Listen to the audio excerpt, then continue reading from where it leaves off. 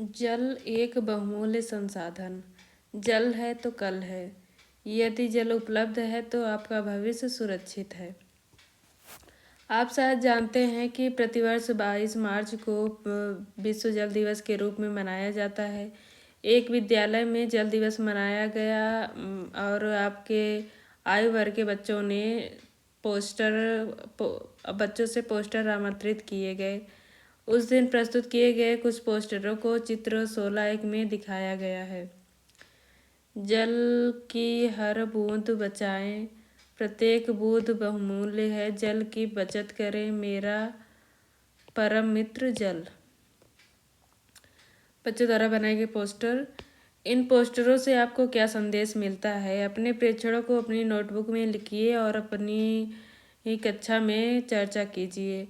क्या आपने कभी घर अथवा विद्यालय में जल की कमी महसूस की है? क्या आपके माता पिता और शिक्षक प्रायः आपको जल बर्बाद ना करने की सलाह देते हैं? हर व्यक्ति का जल संरक्षण की ओर ध्यान आकर्षित करने के लिए हम प्रतिवर्ष जल दिवस मनाते हैं। पेयजल धुलाई, खाना पकाने और उचित सफाई बनाए रखने के लिए संयुक्त राष्ट्र द्वारा प्रत्येक व्यक्ति के लिए सुझाई गई जल की न्यूनतम मात्रा 50 लीटर प्रति व्यक्ति है। यह मात्रा प्रति व्यक्ति प्रतिदिन लगभग 2.5 बाल्टी के बराबर है। क्या आपके परिवार को कम से कम इतना जल मिल रहा है? यदि हाँ, तो आपको अपने आप को भाग्यशाली समझना चाहिए, क्योंकि हमारे देश में लाखों लोगों को पर्याप्त जल नहीं मिलता है। आपके मित्रों और उनके परिजनों की जल की उपलब्धता की स्थिति कैसी है? अपने अनुभवों की उनके साथ चर्चा कीजिए। कुछ स्थानों पर जल की अत्यधिक कमी है। नलों में पानी न आना, जल भरने के लिए लंबी कतारें, लड़ाई झगड़े, जल की मांग के लिए धरने और प्रदर्शन आदि जैसे दृश्य विशेषकर गर्मी में सामान्य रूप से दिखाई देते हैं। चित्र 16(3) में दिखाई गई कुछ समाचार पत्रों की कतरनें इस स्थिति की ओर स्पष्ट रूप से इंगित करती हैं। क्या यह सत्य नहीं है कि हम जल की अत्यधिक कमी का सामना कर रहे हैं? समाचार पत्रों की कतरन। Are we water conscious? Simple ways to save water. What if 2006 gets less rain? क्रियाकलाप 16(1) समाचार पत्रों और पत्रिकाओं में जल की कमी से संबंधित समाचार, लेख और चित्र की कतरनें एकत्रित कीजिए। उन्हें अपनी स्क्रैप पुस्तिका में चिपकाइए और उनके बारे में अपने मित्रों से चर्चा कीजिए। जनता द्वारा झेली जाने वाली कुछ समस्याओं को सूचीबद्ध कीजिए और कक्षा में उन पर चर्चा कीजिए। जल की कमी पूरे विश्व के लिए चिंता का विषय बन गई है। ऐसा अनुमान है कि अब से कुछ ही वर्षों में विश्व के 1/3 से अधिक जनसंख्या को जल की कमी का सामना करना पड़ेगा। जल की कमी के विषय में चर्चा करने से पहले हमें यह जानना आवश्यक है कि हमारी पृथ्वी पर उपयोग के लिए जल उपलब्ध है। कितना जल उपलब्ध है? वर्ष 2003 को अंतर्राष्ट्रीय अलावर्ड जल मनाया गया था, जिससे लोगों को इस प्राकृतिक संसाधन की निरंतर घट रही उपलब्धता के बारे में जागरूक किया जा सके। कितना जल उपलब्ध है? अंतरिक्ष से किए गए पृथ्वी के चित्र को देखिए। यह नीला क्यों दिखाई देता है? निश्चय ही आप अनुमान लगा सकते हैं। आप जानते हैं कि पृथ्वी की सतह का लगभग 71 भाग जल से ढका है। पृथ्वी पर उपस्थित लगभग समस्त जल समुद्रों और महासागरों, नदियों, तालाबों, ध्रुवीय बर्फ, भौमजल और वायुमंडल में पाया जाता है, परंतु इनमें से अधिकांश जल मानव उपयोग के लिए उपयुक्त नहीं है। उपयोग के लिए उपयुक्त जल अलावर्ड जल है, जिसे बोलचाल की भाषा में ताज़ा जल कहते हैं। ऊपर बताए गए स्रोतों से उपलब्ध अलावर्ड जल की सापेक्ष मात्रा का आकलन करने के लिए क्रियाकलाप 16(2) कीजिए। 16(2) सारणी में दिए गए विभिन्न चरणों का अनुसरण करते हुए पृथ्वी में उपलब्ध अलावर्ड जल का आकलन कीजिए। चरण: मध्यम माप अर्थात साइज की एक बाल्टी लीजिए, उसे जल से भर लीजिए। इसमें लगभग 20 लीटर जल आता है। टिप्पणी: मान लीजिए बाल्टी का जल पृथ्वी पर उपलब्ध जल को प्रदर्शित करता है। 1 ml क्षमता का चम्मच लीजिए और बाल्टी में से 100 चम्मच जल मग जैसे किसी छोटे पात्र में लीजिए। यह पृथ्वी पर उपलब्ध आलवट जल को प्रदर्शित करता है। मग से 30 चम्मच जल को कांच के किसी गिलास में डालिए। यह भौम जल के रूप में पाए जाने वाले योग्य जल की मात्रा के समान है। अंत में से 1/4 चम्मच जल निकालिए। यह विश्व की सभी झीलों और नदियों में उपस्थित कुल आलवट जल की मात्रा को प्रदर्शित करता है। बाल्टी में बचा जल समुद्रों और महासागरों में उपस्थित लवण जल और आंशिक रूप से भौम जल के रूप में पाए जाने वाले जल को दर्शाता है। यह जल मानव उपयोग के लिए उपयुक्त नहीं है। नहाने के मग में बचा जल उस जल को प्रदर्शित करता है जो हिमीकृत रूप में हिमनदों, ध्रुवीय बर्फ और पर्वतों की अस्थायी बर्फ में पाया जाता है। यह जल भी हमें आसानी से उपलब्ध नहीं है। बुझो यह जानकर चकरा गया कि हमारे उपयोग के लिए उपलब्ध जल की मात्रा इतनी कम है। पहेली ने गणना करके बताया कि आलवट जल की मात्रा पृथ्वी पर लगभग जल की कुल मात्रा का 0.006% है। हम में से अधिकांश लोग जल को एक असीमित संसाधन मानते हैं। क्रियाकलाप 16.2 से आपको क्या मानव उपयोग के लिए उपलब्ध जल की वास्तविक मात्रा का आभास हुआ है? क्या इस जानकारी से आपको चिंता हो रही है? इस विषय में अपनी कक्षा में चर्चा कीजिए। जल की अवस्थाएं। क्या आपको डर है कि सतत उपयोग से किसी दिन उपयोग के लिए उपलब्ध समस्त जल समाप्त हो जाएगा? आप जानते हैं कि विभिन्न प्राकृतिक प्रक्रमों द्वारा पृथ्वी पर जल की निरंतर उपलब्धता करोड़ों वर्षों से बनी हुई है।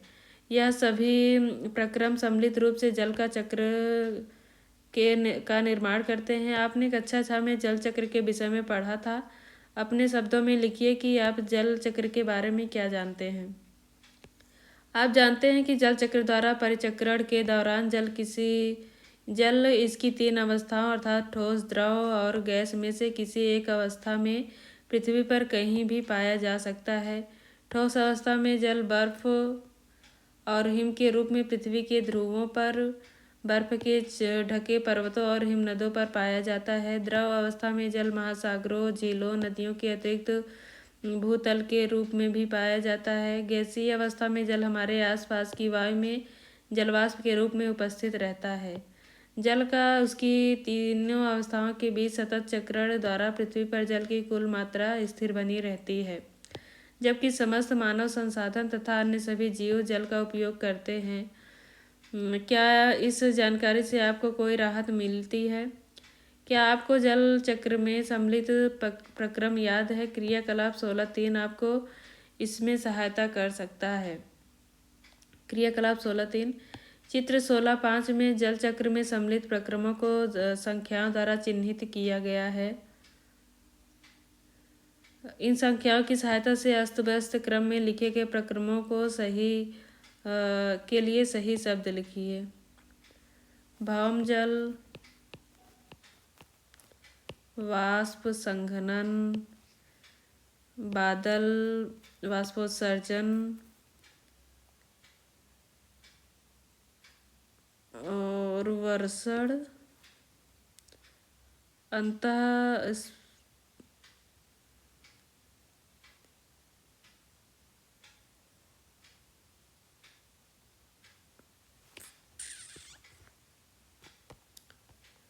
अच्छा 6 है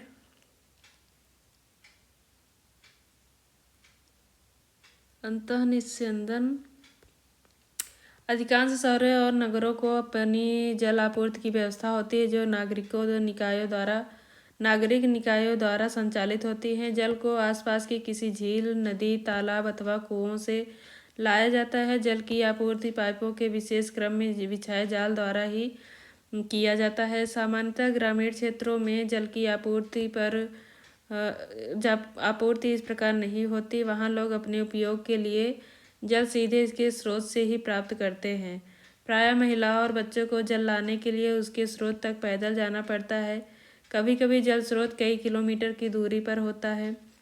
बच्चों के लिए जल ढोने का कार्य अत्यधिक कष्टकारी है। ऐसे बच्चे प्रायः नियमित रूप से विद्यालय नहीं जा पाते, क्योंकि इन्हें स्रोत से जल लाने में ही बहुत समय लग जाता है। हमारी जनसंख्या का एक बड़ा भाग अपने उपयोग के लिए जल कुओं, नलकूपों अथवा हैंडपंपों से प्राप्त करता है। इन स्रोतों को जल कहाँ से मिलता है? जल एक महत्वपूर्ण स्रोत भौमजल। जल का एक महत्वपूर्ण स्रोत भौमजल।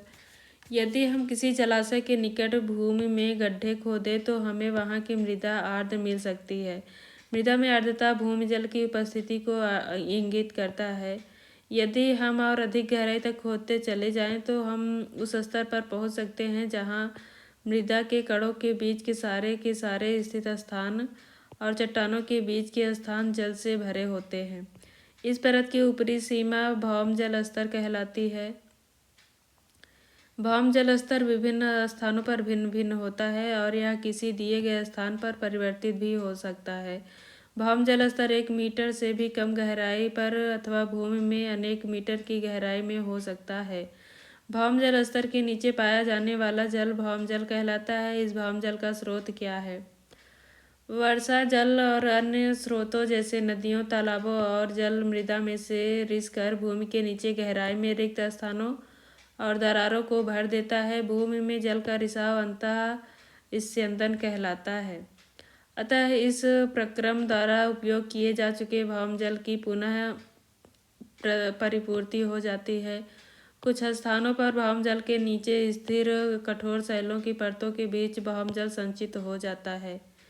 इस प्रकार संचित जल भौम जल के भंडारों को जलभर कहते हैं। जलभरों के जल को सामान्यतः नलकूपों अथवा हैंडपंपों की सहायता से बाहर निकाला जाता है। महिलाओं को अनेक घरेलू कार्य करने पड़ते हैं। यदि उन्हें जल भी भरकर लाना पड़े तो उनके काम का बोझ और बढ़ जाता है। भौमजल और भौमजल स्तर।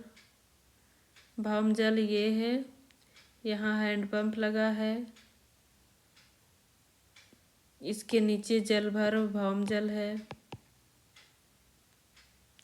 नदी और झील। क्या आप किसी ऐसे स्थान पर गए हैं जहां निर्माण कार्य हो रहा हो? श्रमिकों को निर्माण के लिए जल कहाँ से मिलता है? आपने शायद देखा होगा कि ऐसे स्थानों पर भौम जल स्तर पर पहुंचने के लिए संछिद्रण अर्थात बोरिंग की जाती है। वहां कार्य करने वाले लोगों से मालूम कीजिए कि उन्हें जल पाने के लिए कितनी गहरी खुदाई करनी पड़ी। क्या हम भूमि के नीचे से निरंतर जल निकाल सकते हैं? ऐसा करने से भौम जल स्तर पर क्या प्रभाव पड़ता है? भौम जल स्तर का अवक्षय। भूमि के नीचे से निकाले गए भौम जल की पुनः पूर्ति प्रायः वर्षा जल के अवस्रवण द्वारा की जाती है। भौम जल स्तर तब तक प्रभावित नहीं होता जब तक कि हम केवल उतना ही जल निकालते हैं जितना कि प्राकृतिक प्रक्रमों द्वारा पुनः पूर्ति हो जाती है। तथापि जल की पर्याप्त रूप से पुनः पूर्ति न होने पर भौम जल स्तर नीचे गिर सकता है। ऐसा अनेक कारणों से हो सकता है। जनसंख्या में वृद्धि, औद्योगिक कृषि गतिविधियां आदि भौम जल स्तर को प्रभावित करने वाले कुछ सामान्य कारक हैं। अल्प वर्षा एक अन्य कारक है जो भौम जल स्तर को नीचा कर सकता है। भौम जल स्तर को प्रभावित करने वाले अन्य कारक हैं वन अपरोपण अर्थात वनोन्मूलन और जल के अपस्रवण के लिए प्रभावित क्षेत्र में कमी। जनसंख्या प्रसार। जनसंख्या बढ़ने से भवनों, दुकानों, कार्यालयों और सड़कों के निर्माण की मांग भी बढ़ जाती है। इससे कृषि भूमि, उद्यानों और खेल के मैदानों जैसे खुले क्षेत्रों में कमी आ जाती है। इसके कारण भूमि में वर्षा जल के अवस्रवण की दर कम हो जाती है। यदि खुले क्षेत्रों में इसी तरह कमी होती रही तो इसका क्या परिणाम होगा? याद रखिए कि पक्के फर्श से जल आसानी से अवस्रवित नहीं होता, जबकि घास के बगीचे, मैदानों आदि से जल तुरंत अवस्रवित हो जाता है। यही नहीं, निर्माण कार्य के लिए भी बड़ी मात्रा में जल की आवश्यकता होती है। इसके लिए प्रायः भौम जल का उपयोग किया जाता है। इस प्रकार एक ओर हम अधिक भौम जल का उपयोग कर रहे हैं, दूसरी ओर विभिन्न प्रकार के निर्माण कार्य के परिणाम स्वरूप हम भूमि में जल के अवस्रवण के अवसर कम कर रहे हैं। इसके कारण भौम जल स्तर का निरंतर अवक्षय हो रहा है। वास्तव में अनेक शहरों के कुछ भागों में भौम जल स्तर चिंताजनक रूप से अत्यधिक निम्न स्तरों तक पहुंच गया है।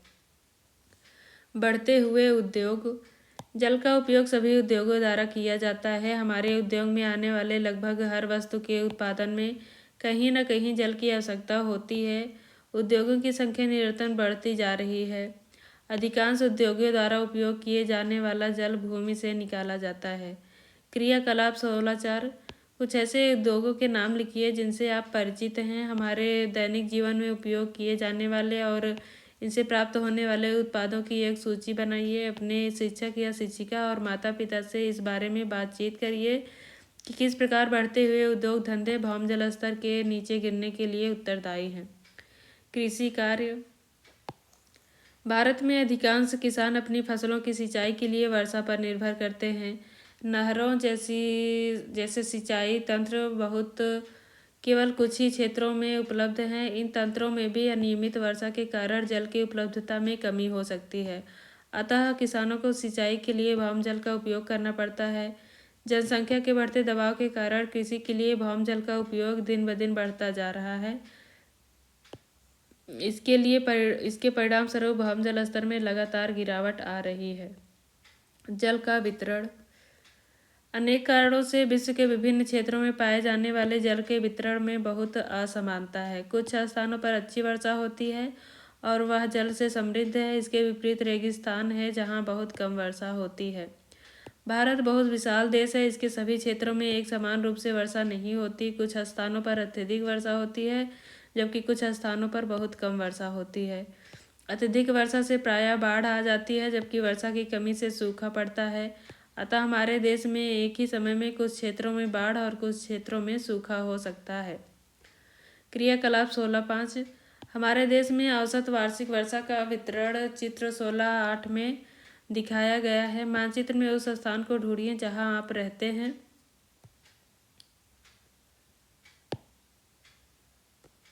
वर्षा 100 से 200 सेंटीमीटर के बीच। और क्या आप के क्षेत्र में पर्याप्त वर्षा होती है? क्या आपके क्षेत्र में वर्ष भर पर्याप्त जल उपलब्ध रहता है? यह भी संभव है कि हम किसी ऐसे क्षेत्र में रह रहे हों जहां वर्षा तो पर्याप्त होती है फिर भी जल की कमी रहती है। क्या हम कह सकते हैं कि जल संसाधनों के कुप्रबंधन के कारण होता है?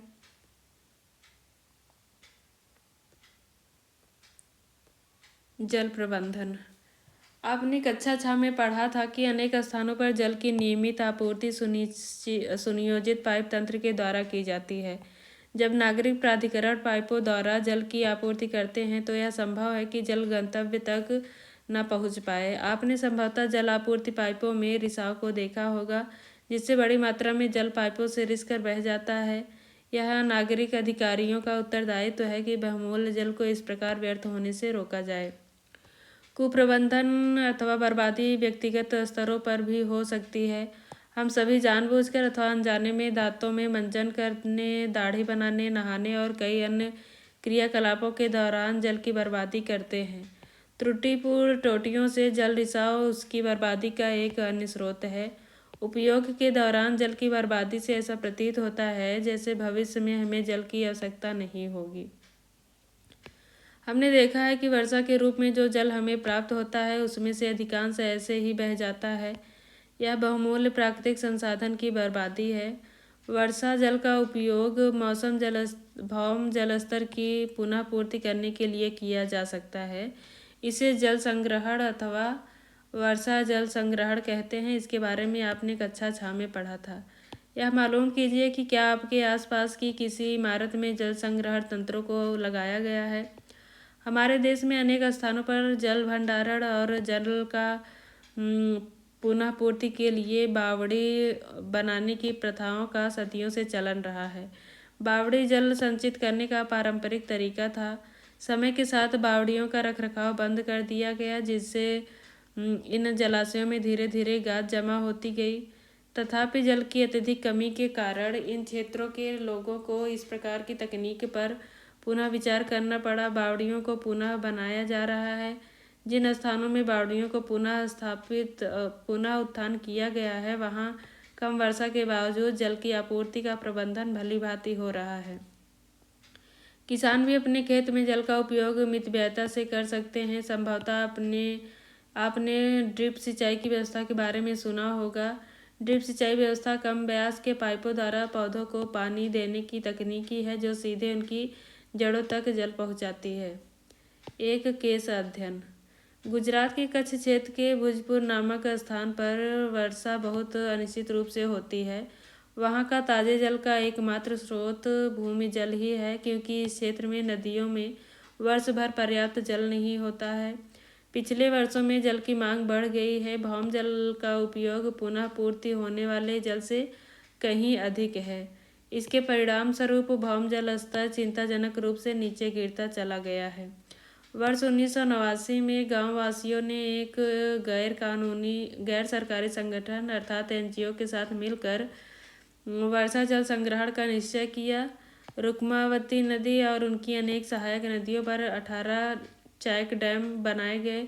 इस तरह एकत्रित किए गए जल से मृदा में अंतःस्रवण की दर को बढ़ा दिया, जिससे जलभरों की पुनः पूर्ति हो गई। इस क्षेत्र के किसानों के अनुसार अब कुओं में पानी वर्ष भर उपलब्ध रहता है और जो जल बहकर समुद्र में चला जाता था और व्यर्थ हो जाता था, अब सिंचाई के लिए उपलब्ध हो गया है। आपकी भूमिका। क्या आप कभी अपने घर, विद्यालय अथवा किसी अन्य स्थान पर नल से पानी बहता देख उसे बंद करते हैं? रिसते हुए नलों से बहुत सा जल व्यर्थ हो जाता है। जल की बर्बादी को कम करने के लिए आप अनेक कदम उठा सकते हैं। आइए आपकी सहायता के लिए हम कुछ उदाहरणों पर विचार करते हैं। आप इनमें कई और तरीके जोड़ सकते हैं। जल बचत आदतें। मंजन या ब्रश करते समय नल को लगातार खुला न रखें। फर्श की धुलाई करने की बजाय उस पर पोछा लगाएं। 3 को जोड़ें। पादपों पर जल की कमी का प्रभाव। आपने देखा होगा कि गमले के पादपों को यदि कुछ दिनों तक पानी न दिया जाए तो वह मुरझा जाते हैं और अंततः सूख जाते हैं। आपने अध्याय 1 में पढ़ा था कि पादपों को अपना भोजन तैयार करने के लिए मृदा में से पोषक तत्व प्राप्त करने के लिए जल की आवश्यकता होती है। कल्पना कीजिए कि यदि पादपों के लिए जल उपलब्ध न होगा तो उसका क्या परिणाम होगा। पृथ्वी पर से हरियाली लुप्त हो जाएगी। इसका अर्थ जीवन का अंत हो सकता है, क्योंकि पादपों के न रहने का परिणाम यह होगा कि पृथ्वी पर ना ही पर्याप्त भोजन, ना ही ऑक्सीजन उपलब्ध होगी और ना ही पर्याप्त वर्षा होगी तथा इनसे संबद्ध अनेक अन्य समस्याएं उत्पन्न हो जाएंगी। एक सफल प्रयास। राजस्थान एक गर्म और शुष्क क्षेत्र है। जल की प्राकृतिक कमी की चुनौती को एक सफल प्रयास द्वारा हल कर दिया गया है। सामाजिक कार्यकर्ताओं के एक दल ने अलवर जिले में एक शुष्क क्षेत्र को हरित स्थान में परिवर्तित कर दिया। उन्होंने 5 सूख चुकी नदियों अखेरी, रूपारेल, सरसा और भगनी तथा जहाजवाली को जल संग्रहण द्वारा पुनर्जीवित कर दिया। आपने क्या सीखा? जल सभी सजीवों के लिए अनिवार्य है। इसके बिना जीवन संभव नहीं है। जल 3 अवस्थाओं में पाया जाता है: ठोस, द्रव और वाष्प। यद्यपि जल चक्र के द्वारा जल की आपूर्ति बनी रहती है, फिर भी विश्व के अनेक भागों में उपयोग योग्य जल की कमी है। विश्व के विभिन्न भागों में जल का वितरण असमान है। ऐसा बहुत कुछ मानव के क्रियाकलापों के कारण भी है। उद्योगों की तेजी से वृद्धि, बढ़ती जनसंख्या, सिंचाई की बढ़ती आवश्यकता और कुप्रबंधन जल की कमी के कुछ कारण हैं। हमें पाइपों द्वारा जल आपूर्ति के समय भवनों और अन्य स्थानों में रिसते नलों के कारण होने वाले जल की बर्बादी के प्रति जागरूक होना चाहिए। जल के अनावश्यक उपयोग और अत्यधिक मात्रा में भौम जल का उपयोग करने से बचना चाहिए। भूमि में जल के पुनः पूर्ति को बढ़ाया जाना चाहिए। समय की मांग है कि हर व्यक्ति जल का उपयोग मितव्ययता से करे। यदि पौधों को कुछ दिनों तक पानी न दिया जाए तो वह मुरझा जाते हैं और अंततः सूख जाते हैं।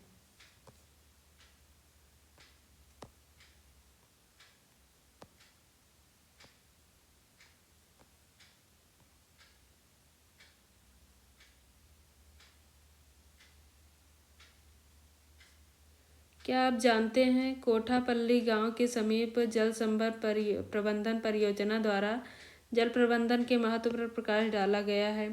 परियोजना के नाटकीय परिणाम आए हैं। भौम जल स्तर बढ़ गया है, हरित क्षेत्र में वृद्धि हुई है, जिसके परिणाम स्वरूप इस उपबंजर क्षेत्र में उत्पादकता और आय में आशातीत वृद्धि हुई है।